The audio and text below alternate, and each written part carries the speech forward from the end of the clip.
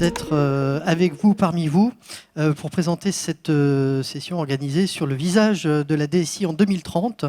Alors, on parle de visage, mais il faut également parler de vision de la DSI 2030, une vision sans indicateur. Peut-être qu'il manquera un des éléments clés de la DSI. Je voulais introduire le propos avec Monsieur Adrien Poussin, CEO d'Abraxio. Bonjour. Bonjour. Alors, sur cet enjeu de la vision des DSI, avancez-vous avancez-vous un petit peu. Évidemment, pas de vision sans pilotage. Non, pas de vision sans pilotage. Alors c'est vrai qu'à chez Abraxio, c'est notre credo, le pilotage. On fait une plateforme de DSI pour les DSI, donc on est au cœur de cet enjeu-là tout au long de la journée. Enfin, on a 400-500 DSI qui pilotent leur activité au sein de la plateforme. Donc, que dit la boule de cristal pour 2030 ? Je pense qu'on a les bonnes personnes dans la salle pour en débattre en tous les cas.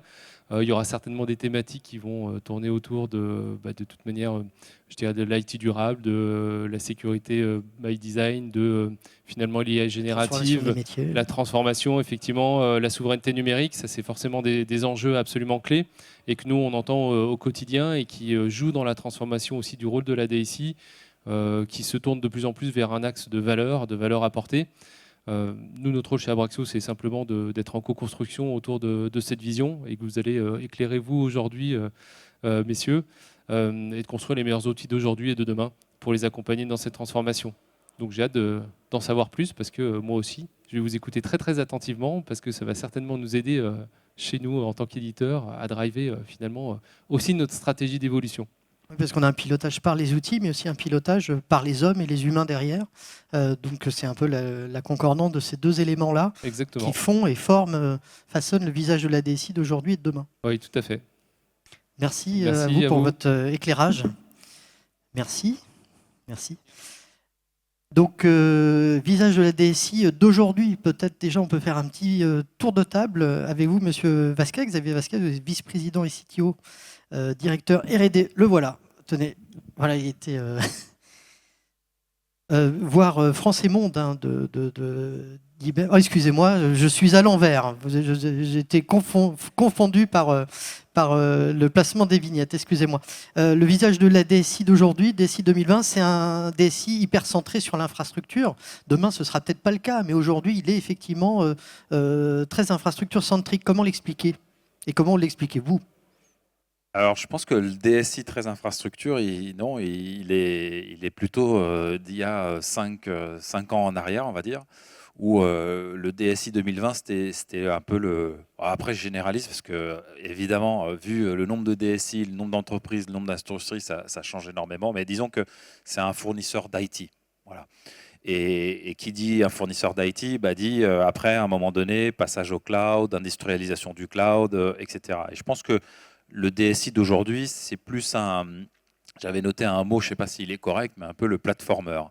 C'est celui qui crée une plateforme qui va servir, on va dire, ses clients internes en données, en API, en intelligence artificielle, qui va sécuriser l'ensemble de manière transversale. Donc, je dirais que, en tout cas, de ce que j'ai pu voir et de plein de discussions que je peux avoir avec les DSI, on est passé d'un DSI qui était un fournisseur de services IT, à maintenant quand même un platformer, quelqu'un qui vraiment bâtit une plateforme qui permet à son entreprise d'innover, de développer des applications et tout ça dans le meilleur des conditions, à moindre coût, être le plus productif. Enfin bref, je ne vous fais pas tous les mots d'aujourd'hui, mais c'est un peu ça l'idée.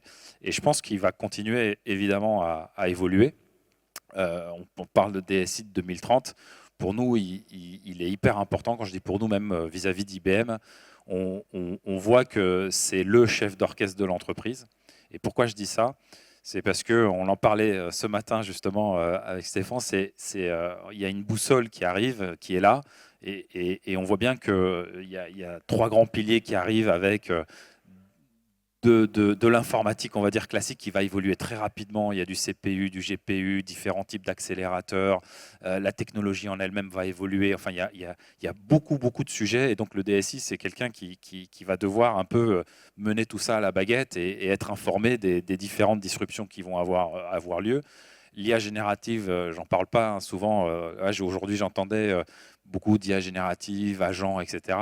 Mais quand on est un fournisseur, c'est facile de parler de plein de sujets comme ça. Quand on est un DSI et qu'il faut le mettre en place, un agent, très bien, mais quand vous êtes dans un processus métier, vous avez des choses qui se passent et vous vous dites, bah, tiens, c'est très probabiliste, mais vous posez la même question à ChatGPT, à Copilot ou à Mistral, la même, il vous répondra jamais la même réponse. Et dans un processus métier, il faut pas que ça soit très probabiliste, il faut que ça soit très déterministe. Et donc il y a tout un tas de challenges comme ça. Et après, je ne parle même pas du quantique qui arrive, on en a parlé aussi ce matin, mais le vrai point d'orgue ici, c'est qu'effectivement, je passe de je suis un fournisseur de services IT à je suis un platformer, à je suis un véritable chef d'orchestre et donc je vais mener un peu cette boussole jusqu'au bout. Voilà. Cédric Rotable, vous partagez un peu cette vision du DSI platformer, enfin, qui est plus seulement centré sur l'infra justement, mais plus sur la plateforme.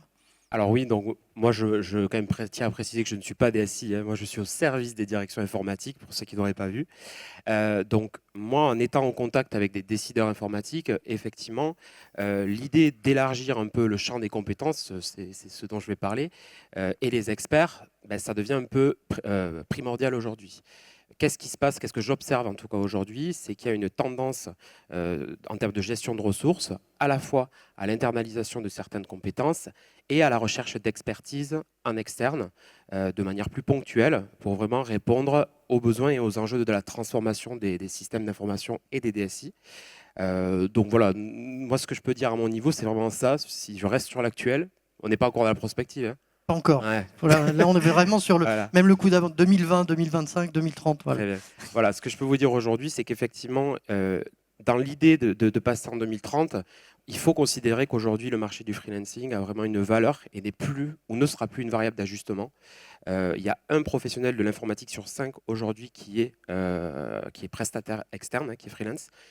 Et voilà, c'est une tendance qui vient à évoluer. On va revenir sur l'évolution des compétences adossées effectivement à l'évolution du rôle de DSI et la façon qu'il a aussi d'adresser ses besoins en interne et en externe. Et ça fait aussi partie de la question peut-être. Alors, il faut préciser que vous travaillez aussi avec Gaël Déral, qui est juste à côté de vous. Vous êtes responsable du service logiciel, architecture et data donc, chez la banque Edel. Pardon.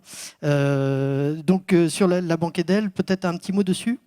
Oui, bah alors la banque Edel, c'est quoi? C'est finalement c'est la banque qui permet au magasin Leclerc de faire des transactions bancaires. Voilà. Globalement, on travaille que pour les professionnels des magasins Leclerc. Après, moi, je me retrouve tout à fait dans le sujet de la plateformisation, hein, parce que c'est vraiment le sujet de se dire, voilà, sur le cloud, on a besoin d'aller toujours plus vite. Et on a besoin en plus d'aller chercher des services externes qui sont très performants. La banque Edel, c'est une PME, hein, c'est 200 personnes. Donc on a besoin d'aller chercher les bons services et de faire en sorte qu'on travaille le mieux possible avec l'ensemble de ces services. Donc voilà un petit peu ce que je peux dire sur la banque Edel. Et justement, pourquoi on travaille avec Cédric Rotable? Parce que dans ce contexte-là, forcément, on ne va pas faire une croissance énorme de gens qu'on va recruter. Et on a besoin d'avoir des gens qui sont performants et qui sont souvent des freelances dans le cas où on parle de Lean Consulting. Mais c'est vrai que souvent, c'est aller chercher l'expert sur un cloud. Mais aussi, derrière, il y a les enjeux cyber, on l'a dit. Donc, qu'est-ce qu'on va garder à l'intérieur? Pourquoi? On a un sujet qui est, quand on est une banque, on est sur des SI qui sont un peu legacy. Donc, comment on fait pour décorneriser notre système d'information et faire en sorte que, on puisse le faire travailler avec d'autres types de partenaires. Et dans l'actualité du jour, on est au cœur. Hein. Enfin, je ne sais pas si vous avez pu voir l'actualité de Leclerc, mais dans l'intégration de Wero, par exemple, forcément, on a besoin d'aller chercher des choses où on a des temps de réponse à 10 secondes. Donc, il va falloir être performant avec un ERP qui répond pas en 10 secondes. Justement, c'est comment on fait quand on a du legacy et des systèmes hérités pour les mettre à niveau avec l'informatique d'aujourd'hui, cloud native, les agents. Il faut intégrer, c'est un vrai plat de spaghetti aussi de l'époque, vous vous rappelez, avec les ERP intégrés. Enfin, il y avait quand même cette grosse problématique-là. Aujourd'hui, comment vous adaptez votre SI ou le translatez vers ces pliques applicatives et d'infrastructures modernes? J'aurais envie de dire c'est assez simple. Et pas. C'est-à-dire qu'en fait, ça passe toujours par un système où on modularise énormément notre SI. C'est-à-dire qu'on se dit, on a des missions régaliennes qui sont portées par notre ERP. On va faire en sorte qu'elle soit toujours portée, parce qu'à la fin, ça reste quand même une gestion de comptable. Hein. On doit adosser un opérationnel versus des éléments comptables. Et à côté, là où on a besoin de vitesse, on va aller utiliser un clouder parce qu'il va pouvoir nous accélérer sur tout l'aspect transactionnel. Donc sur l'aspect transactionnel, on va rester avec ces clouders. On va faire en sorte d'avoir des systèmes intermédiaires qui vont nous permettre justement de prendre le temps avec notre ERP et de fonctionner avec des systèmes d'API. Bon, c'est assez classique hein, aujourd'hui, avec des systèmes d'API et de nouveaux modules qu'on va pouvoir aller chercher aussi à l'externe. Donc c'est un petit peu l'idée, c'est-à-dire qu'on a un SI qui est partagé entre un cloud et en interne.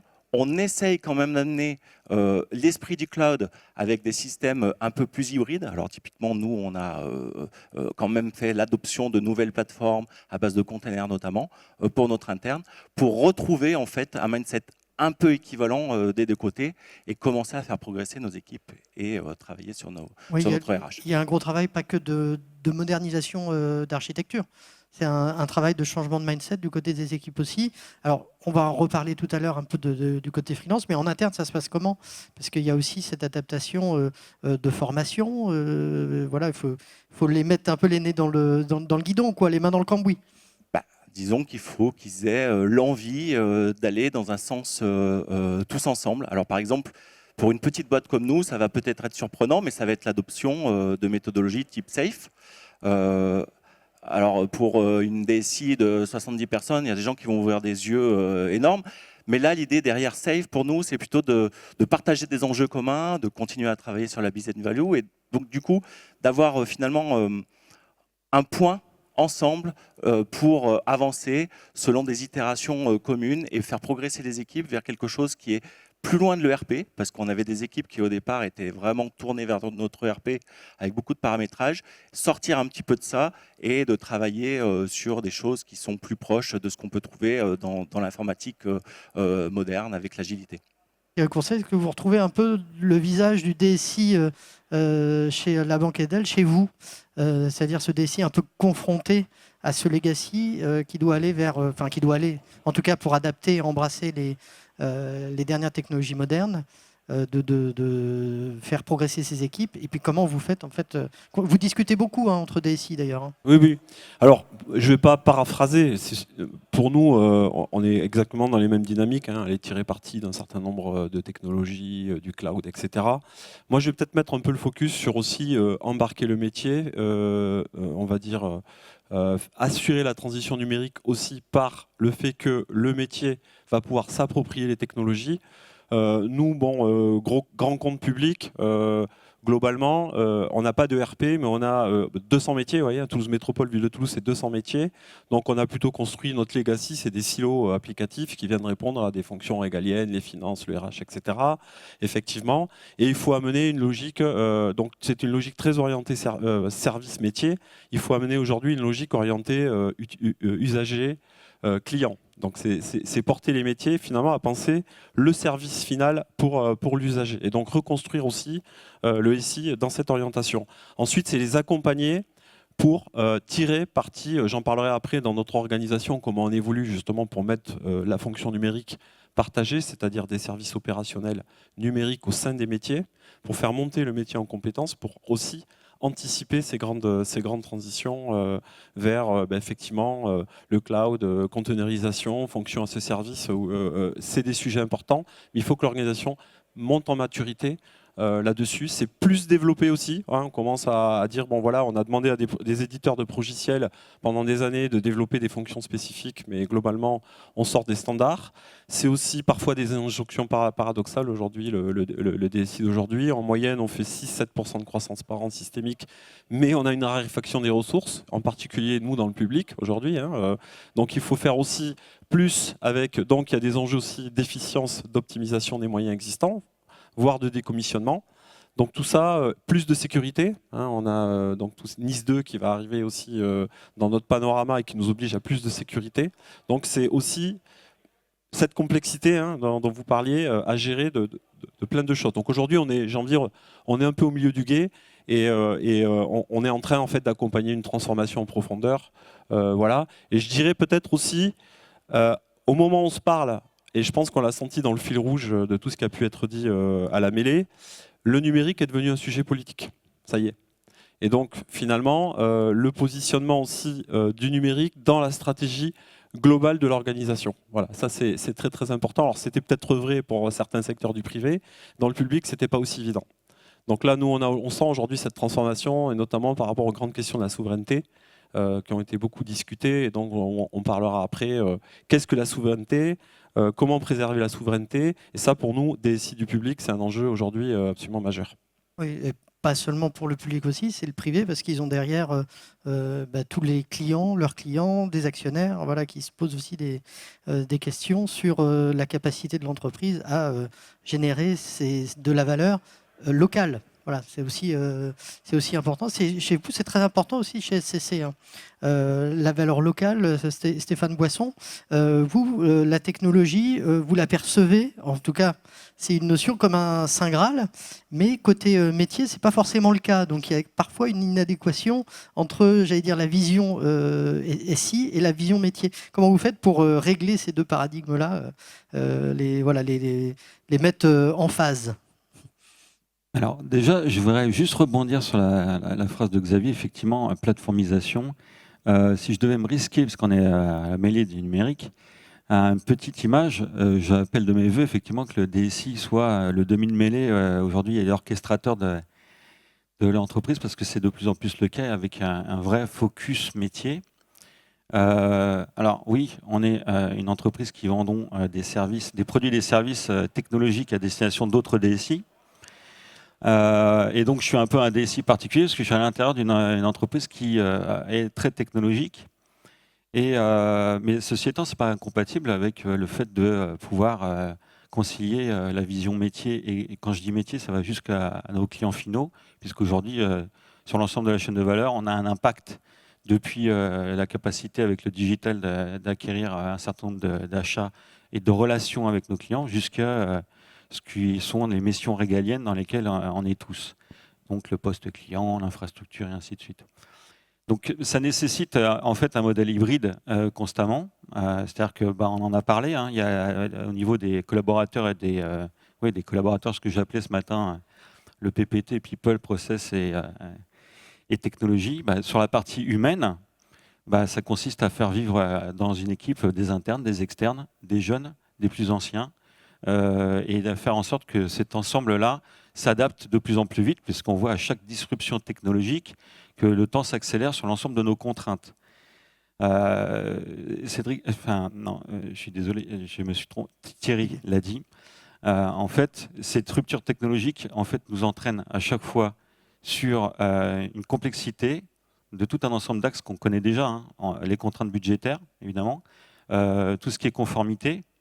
On parle de la souveraineté.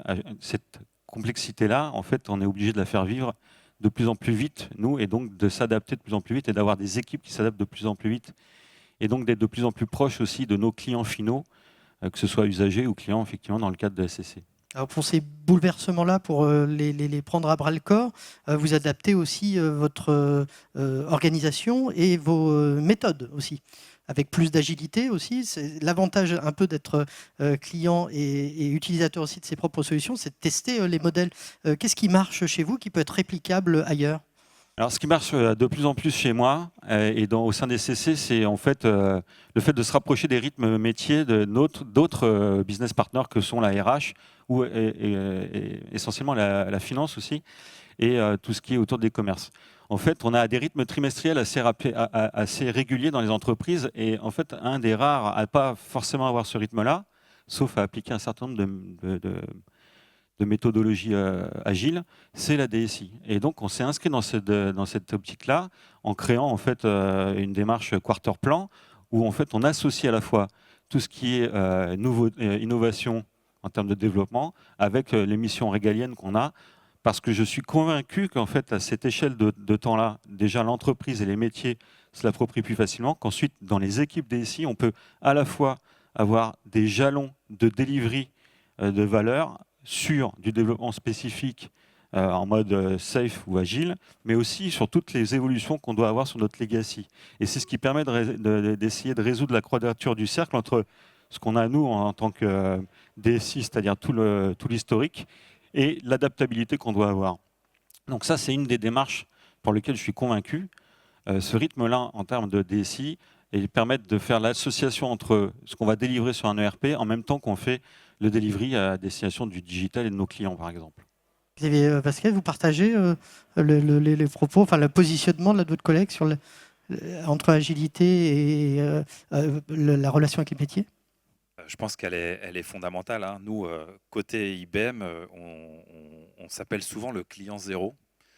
Ça a été mentionné tout à l'heure, j'ai entendu un peu la même démarche, mais on aime bien l'expliquer.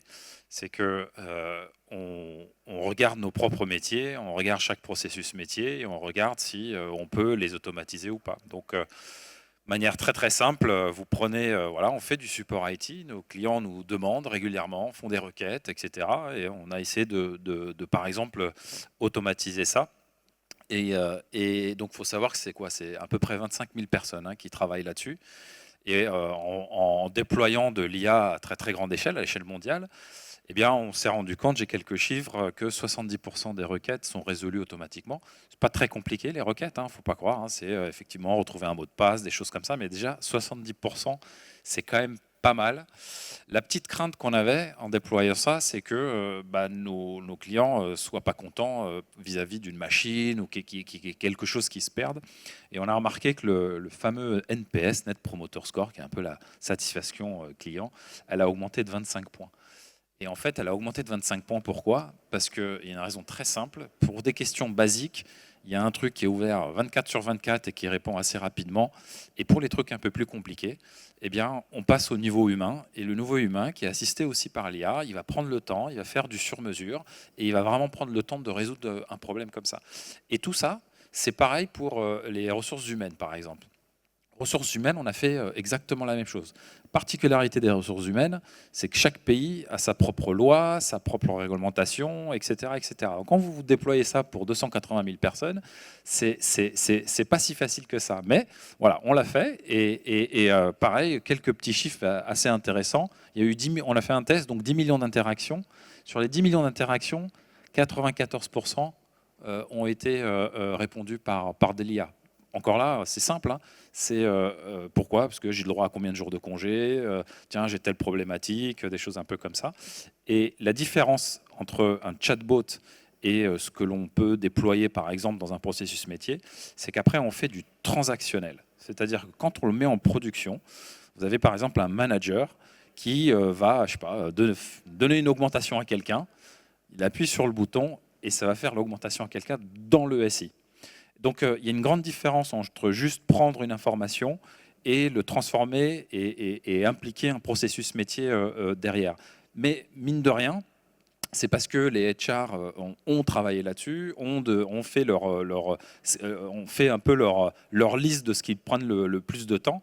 Et après, vous faites un choix d'entreprise, mais en gros, ce qui se passe, c'est que les RH, derrière, peuvent se concentrer sur leur métier d'RH, qui est ressources humaines, je le rappelle, et pas juste des tableurs Excel ou compter le nombre de piou-piou ou faire des choses comme ça. Donc, faire de la transformation d'entreprise, coacher, gérer les carrières, etc. Donc, en fait, et là, c'est le DSI, c'est le CIO d'IBM qui a géré ça et qui a dû travailler avec les métiers pour bien comprendre ce qui pouvait prendre beaucoup de temps et donc beaucoup de productivité, etc. Parce que derrière, ça fait quand même quelques économies.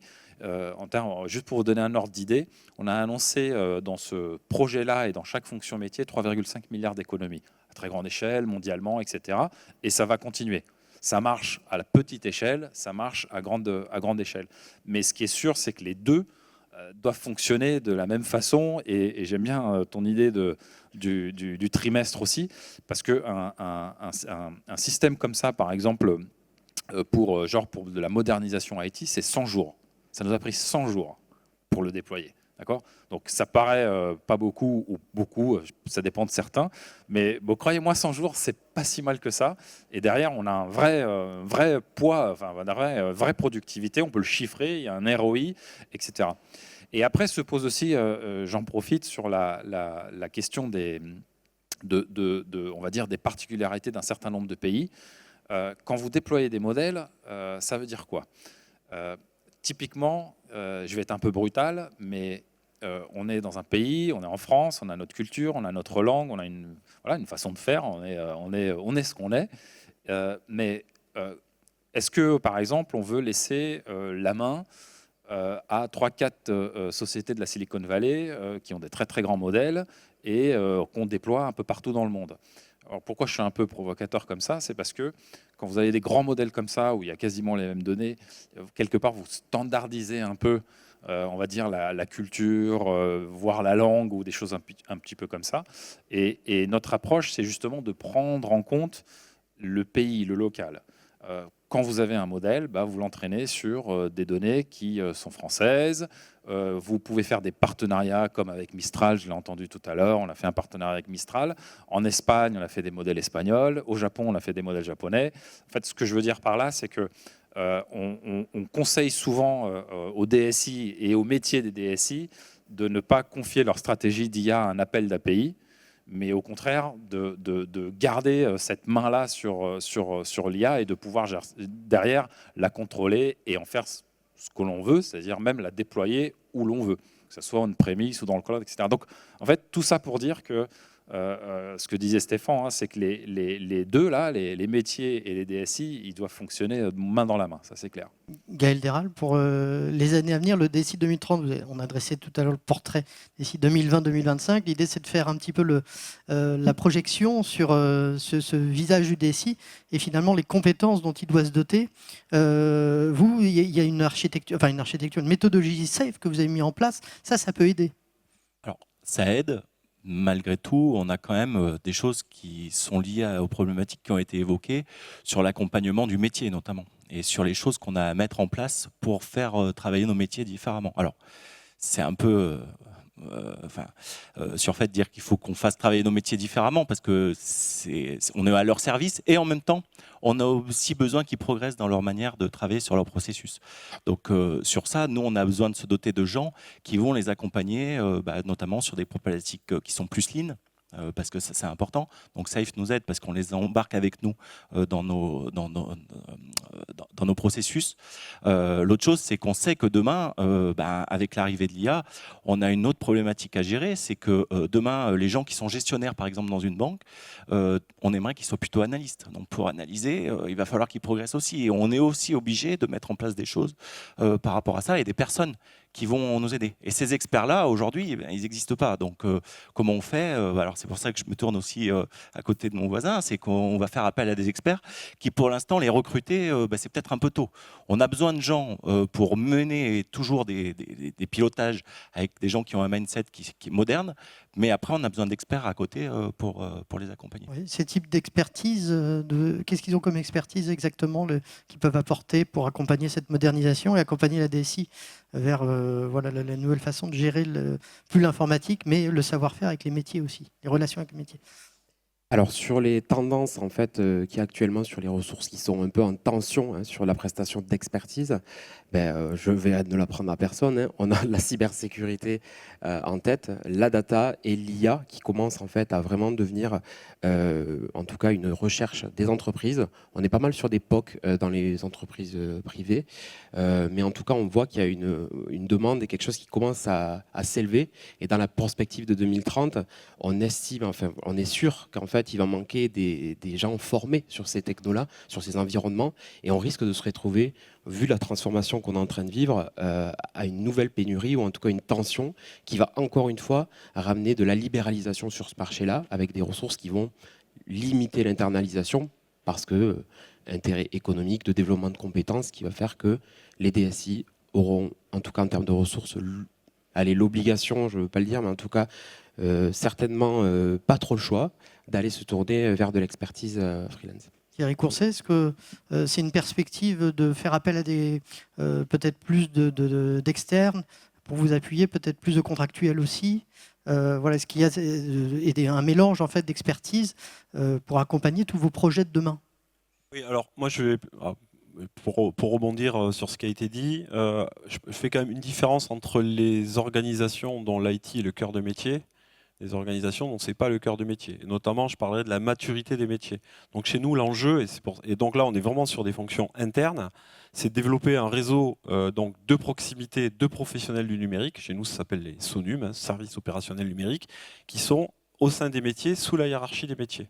Mais la vision, l'enjeu de ça, de la professionnalisation de ce réseau, c'est évidemment demain, consommer le catalogue de services plutôt qu'a fourni la DSI, qui elle finalement apporte la techno, le catalogue de services, les formes sur la logique d'ingénierie de plateforme dont vous avez parlé, et au niveau des métiers, les faire exprimer de la valeur à des problématiques. C'est-à-dire que globalement, en gros, où est la valeur dans mon métier ? Où sont les problématiques pour que la DSI et ce réseau-là puissent plancher à des solutions qui traitent les questions valeurs, problématiques, services à l'usager, plus que des logiques d'outils.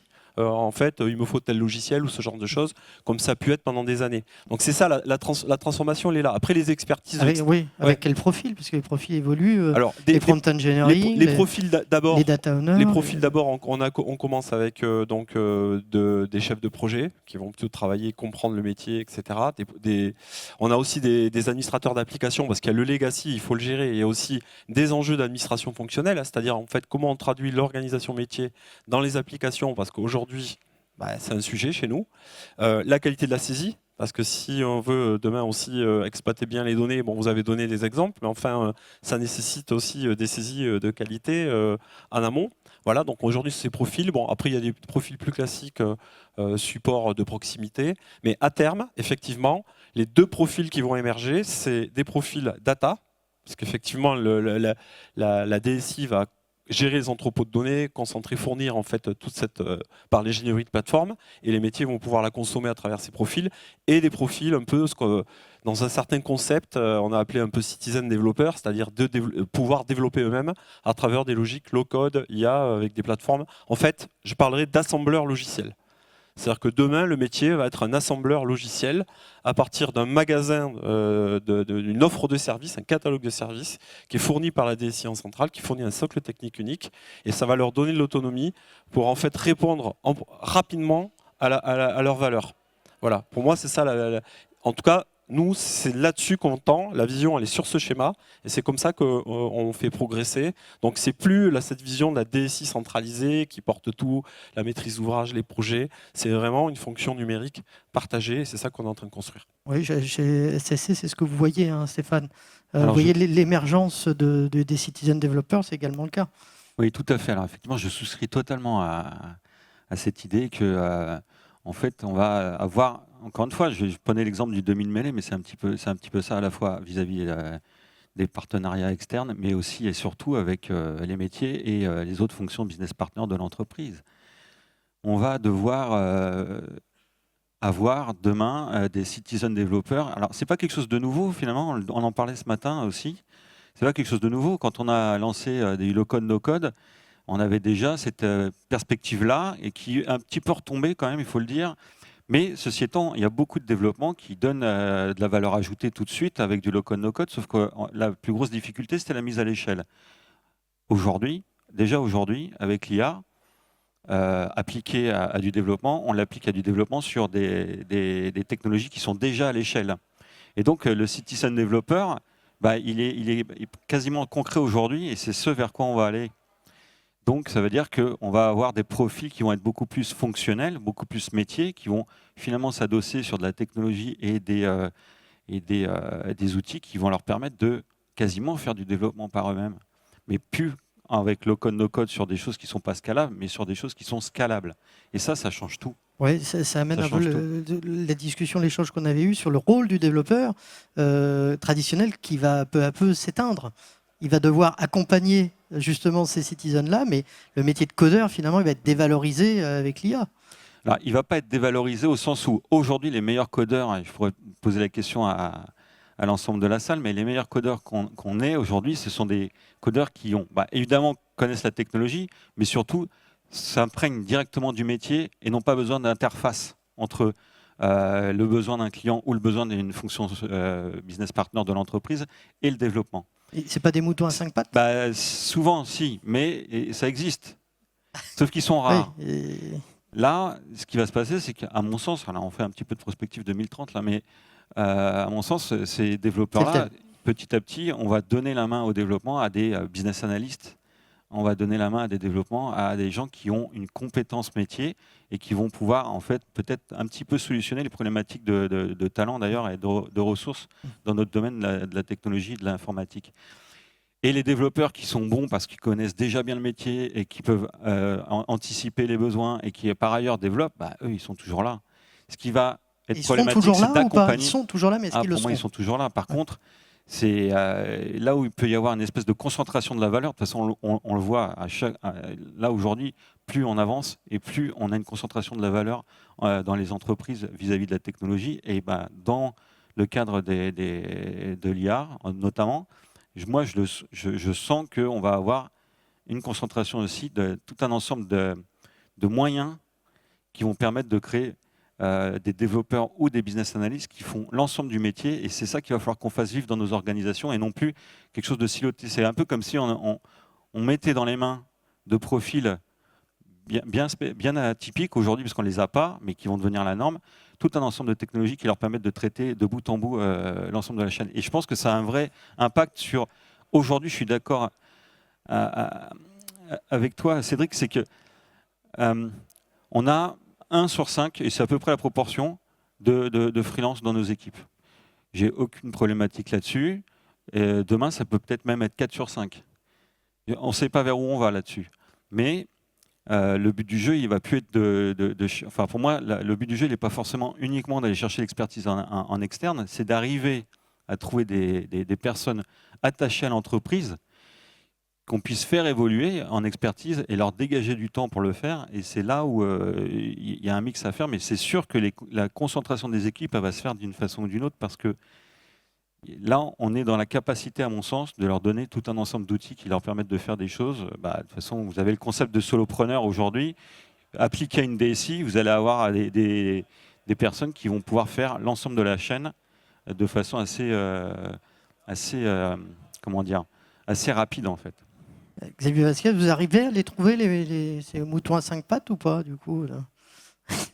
Alors nous, par force des choses, on Oui. a une division de recherche, on a une division de développement, on a le CIO, enfin on a quand même, voilà, c'est notre métier. Vous êtes bien lotis. Voilà, c'est Ouais. notre métier, donc je dirais que sur ce point-là, on a vraiment de l'expertise qui est assez forte.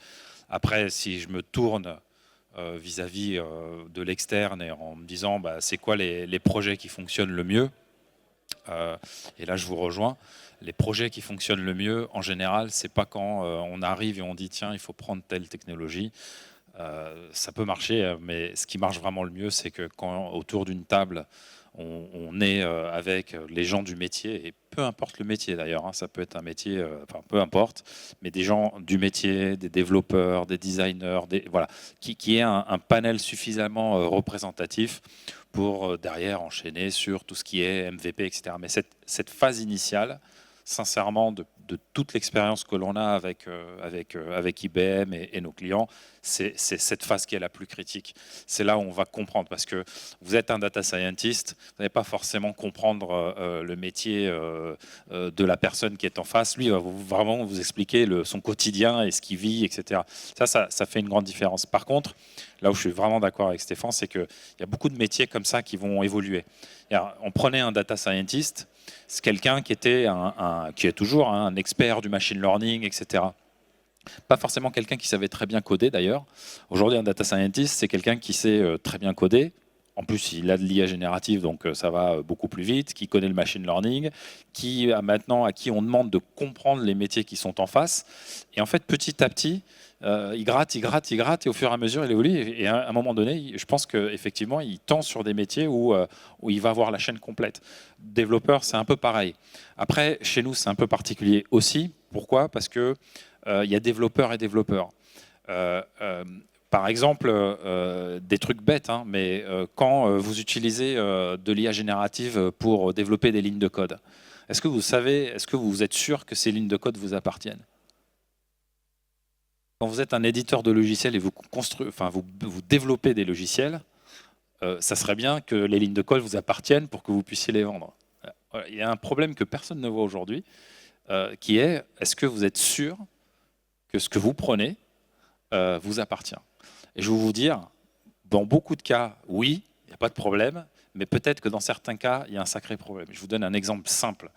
On a créé un petit modèle, peu importe, de 13 milliards de paramètres. Pour ça, on a utilisé 6,5 téraoctets de données. D'accord ? 6,5 téraoctets de données, on a pris des bases de données qui sont le plus couramment utilisées par les développeurs d'IA générative. On a dû en éliminer les 2 tiers. Pourquoi ? Parce que dedans, problème de copyright, 200 000 livres soumis à copyright, des problèmes de licence dans les codes, et je passe les liens sur des sites pas très recommandés, des insultes, des choses comme ça. Mais ce que je veux dire par là, c'est qu'il y a aussi tout ça à prendre en compte. C'est-à-dire, c'est pas juste je fais mon appel API, j'ai le code, je le copie-colle, etc. C'est pas ça. Et un développeur senior qui a vraiment une expérience et qui développe des produits chez nous, bien sûr qu'il va utiliser l'IA générative, il va être beaucoup plus productif. Mais derrière, il va falloir employer un certain nombre de méthodes, le déployer, le fait faire en sorte que on puisse l'installer chez un client, que puisse être à l'échelle. Donc c'est quelqu'un qui va prendre de l'épaisseur. Et pourquoi c'est intéressant l'IA générative ? C'est pas que ça va supprimer les développeurs comme on l'entend. En fait, j'en sais rien, mais je pense pas personnellement, parce que quand vous êtes un développeur, vous prenez beaucoup de temps à débugger, à aller chercher de l'info. Sincèrement, un développeur, je veux pas, moi je suis un très mauvais codeur, donc comme ça vous pouvez me reprocher voilà, mais je les vois. Beaucoup de temps, c'est je vais sur Google et je cherche mon problème et je vais dans GitHub et je vais dans les forums pour chercher mon bug, etc. Ça, c'est une ère qui est en train de disparaître effectivement. Ça va maintenant beaucoup plus vite. Et ce qui fait que le développeur, il peut développer des choses plus rapidement, il est plus productif, mais derrière, ça n'empêche qu'il faut tester le truc, il faut avoir ces cycles de développement où on teste la solidité, il faut regarder la sécurité. Il y a quand même un vrai savoir-faire du développement. Par contre, il gagne effectivement énormément de temps. Voilà. Alors, un autre aspect peut-être, le DSI en 2030, il sera aussi exposé à des changements technologiques importants, des défis. On pense au développement durable, de l'IT plus frugal, on pense à la cyber avec des attaques bientôt quantiques. Voilà, ce type-là à la souveraineté, c'est-à-dire la question aujourd'hui d'être vigilant sur quelle informatique j'utilise pour répondre justement aux besoins des clients et aussi peut-être aussi des actionnaires quand on est une entreprise ou des citoyens. Voilà, vaste question. Je voulais vous poser la question un petit peu sur justement ces défis-là, comment vous les relevez, peut-être chacun d'entre vous à de votre prisme très différent. Bon, alors moi, c'est rapide, j'en ai un petit peu parlé, mais déjà sur on va dire, l'impact environnemental, mais qui est associé à du coût aussi, à du ROI. Ça coûte cher d'être green, en fait. Exactement. Non, ça coûte pas cher d'être. En fait, il faut y réfléchir. C'est-à-dire qu'on fait souvent, je pense, l'amalgame qu'un très gros modèle est forcément plus efficace. Nous, on vous démontre que non. On a plein de benchmarks, on publie des papiers, etc. Mais je pense que c'est une idée qu'il faut qui doit encore plus percoler. On sait que pour un métier particulier, un processus métier particulier, un modèle spécialisé, petit, sera beaucoup plus efficace, aura un ROI. Et c'est pas magique, c'est pas parce que IBM fait mieux, etc. Non, c'est parce que quand on entraîne un modèle avec des données spécialisées, des données d'un client, etc., ce modèle-là, il sera plus petit, plus spécialisé, plus efficace, le ROI sera beaucoup mieux. Donc ça, c'est une chose. La deuxième chose, c'est ce modèle à qui il appartient. Est-ce que je mets mes données dans un modèle quelque part dans un cloud ou etc. Ou est-ce que j'ai une stratégie de dire non, moi j'ai des données sensibles, j'ai des données que je dois maîtriser. Donc ce modèle, si je le spécialise, je veux l'installer soit chez moi, soit dans un cloud public, soit dans un cloud privé. Mais il faut que j'ai cette liberté de choix et surtout à qui appartient le modèle. Donc c'est pour ça que voilà, on a l'habitude de travailler avec des entreprises, mais le modèle, si c'est un modèle open source, le modèle ou n'importe quel autre modèle, le modèle appartient au client final. Ça c'est important parce que c'est vraiment une manière de maîtriser. Le choix aussi, il est important. C'est-à-dire, quand vous êtes une banque, par exemple, alors je ne suis pas un spécialiste, mais souvent j'entends les DSI bancaires avec des réglementations, des choses comme ça. Comment est-ce que je fais pour faire machine arrière si je suis dans un cloud public? Est-ce que je peux tourner le bouton et aller de l'un à l'autre? Question pas facile, mais en fait, nous, on a l'habitude de ce genre de questions et d'adresser ça. Et c'est pour ça qu'on développe ces technologies qui disent, bah oui, vous pouvez faire machine arrière, bah oui, vous pouvez les installer chez vous, bah oui, vous gardez l'IP, oui, il vaut mieux des modèles spécialisés avec des ROI, et plein de petites choses comme ça, mais qui vous permettent en fait de garder le contrôle. Et on parle souvent d'un mot qui est pas assez sexy, je trouve, mais qui devrait l'être, qui est la gouvernance de l'IA. Des choses assez simples, mais la gouvernance de l'IA, ça veut dire quoi? C'est, je suis une entreprise, est-ce que je sais quels sont les modèles qui sont utilisés, qui utilise ces modèles, quelles données elles utilisent, est-ce que mes données, elles partent pas à droite, à gauche, ou elles sont vraiment là? Alors, c'est les questions d'aujourd'hui, ça qu'on doit se poser, c'est pas en 2030. Quand même. Non, il vaut mieux pas. Il vaut mieux pas. Parce que ma question, ça portait quand même sur voilà, le 2030. Là, on est quand même sur la gouvernance. Donc, Alors, oui, mais ce que je veux dire par là, c'est qu'il faut le faire maintenant pour 2030. Et je pense qu'en gros, le travail d'un DSI aussi, c'est ça. C'est est-ce que j'ai la vision de technologies qui vont arriver, quels sont les défis qui vont arriver chez moi, et est-ce que je fais en sorte que je me prépare à ça, et après, le DSI de 2030, il va y arriver. Peut-être Gaël Déral sur justement l'imprégnation des technologies, le quantique, la cyber, le développement durable, les bons modèles ou pas, qui consomment bien ou mieux. Alors là, ce serait quoi le panorama 2030? Aujourd'hui, donc, on l'a dit, on est une banque. Nous, notre sujet principal, c'est la sécurité, c'est notre réglementaire. Alors en plus, il faut savoir que par exemple, une banque comme la nôtre, non seulement on est soumis au réglementaire Banque Centrale, mais en plus, on n'est en fait pas que Leclerc, on est en plus BPCE, et donc en fait, on est réglementaire de la BPCE. Donc, on a une quantité de réglementaires énorme, et c'est vrai que c'est hyper compliqué. Donc on est dans un système, on est complètement hybridé là pour l'instant. Une partie de nos données dans le cloud, une partie de nos données qui est complètement en interne. Et notre sujet d'aujourd'hui, c'est celui-ci. Et c'est vrai que la question qui va se poser tout de suite, et qui va se poser pour 2030, c'est finalement qu'est-ce qu'on fait de notre data center? Comment on va faire en sorte que notre data center, non seulement on prend en compte ces sujets de sécurité qui sont là aujourd'hui, tout en pensant justement aux normes environnementales et des choses, derrière, il y a plein de choses à mettre en place quand on parle d'infrastructure. C'est vrai que notre enjeu pour 2030, c'est vraiment celui-ci. C'est de pouvoir à la fois gérer cette question qui est la sécurité, qui est quelque chose qui est très prégnant dans notre quotidien, et on sait que parfois la sécurité, ça peut être un petit peu antinomique avec certains éléments environnementaux. Donc nous, on n'est pas encore sur cette réflexion-là, parce qu'on est encore sur la question de la sécurité pour savoir où on va positionner notre donnée. Je pense qu'une fois qu'on aura résolu cette question-là, avec justement, on a parlé au tout début de plateformisation, mais c'est pareil pour les données. En fait, c'est quoi notre plateforme, notre cycle de vie de la donnée? Alors à ce moment-là, on arrivera à se projeter sur cette partie environnementale qu'on n'a pas adressée aujourd'hui et qui nous pose problème, mais qui pour l'instant, on reste tellement forgé sur la sécurité qu'on a du mal à en sortir. Thierry, sur ces enjeux-là technologiques ou les plus pertinents et qui vont être à l'agenda 2030? Alors, moi je vais parler de souveraineté. On va avoir des enjeux véritablement. Alors, qu'est-ce que la souveraineté? D'accord. Donc, ça va être de travailler finalement sur nos dépendances, travailler sur nos choix à pouvoir finalement utiliser les solutions qu'on souhaite, adapter, comme ça a été dit, c'est-à-dire finalement utiliser les bons modèles par rapport aux usages. Et là, je rebondis sur ce que j'ai dit, c'est-à-dire l'enjeu pour nous en 2030, c'est avoir compris les besoins du client, de l'usager, le métier, pour aller chercher les bons outils et être ensuite souverain dans les choix des outils qu'on peut faire. Donc ça veut dire quoi? Ça veut dire déjà utiliser des standards, de plus en plus utiliser les standards. Donc la DSI 2030, elle va tendre vers l'open source, tendre vers du standard pour justement avoir cette capacité à porter des environnements lorsque des conditions, ça peut être géopolitiques, tarifaires ou autres, évoluent. Ensuite, c'est la sécurité. Effectivement, ça a été dit, pour X raisons, aujourd'hui, on a des enjeux qui sont réglementaires, qui sont aussi en termes de crédibilité ou de confiance par rapport à alors nous, nos usagers, c'est le service public, donc c'est les habitants, d'accord, les administrés. Et donc, par rapport à ça, protéger les données. On protège les données. Donc, nous, il y a des grosses réflexions sur les capacités à chiffrer. Donc le chiffrement, ces sujets-là, c'est vraiment sur des sujets sur lesquels on réfléchit beaucoup. Voilà. Ensuite, effectivement, les questions aussi de dire, à un moment, nos métiers à nous de DSI aujourd'hui, c'est apporter de la valeur.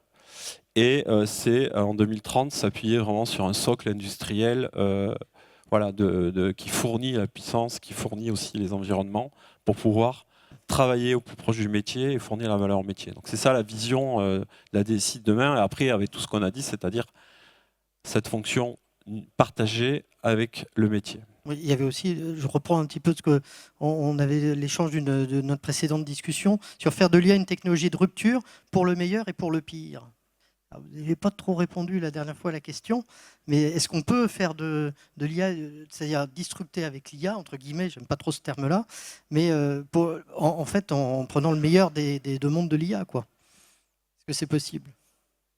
Tout est possible. Après, il faut avoir la maîtrise des technologies qu'on utilise. Ça a été dit, il peut y avoir des biais à utiliser des modèles trop généralistes et qui finalement vont induire un biais.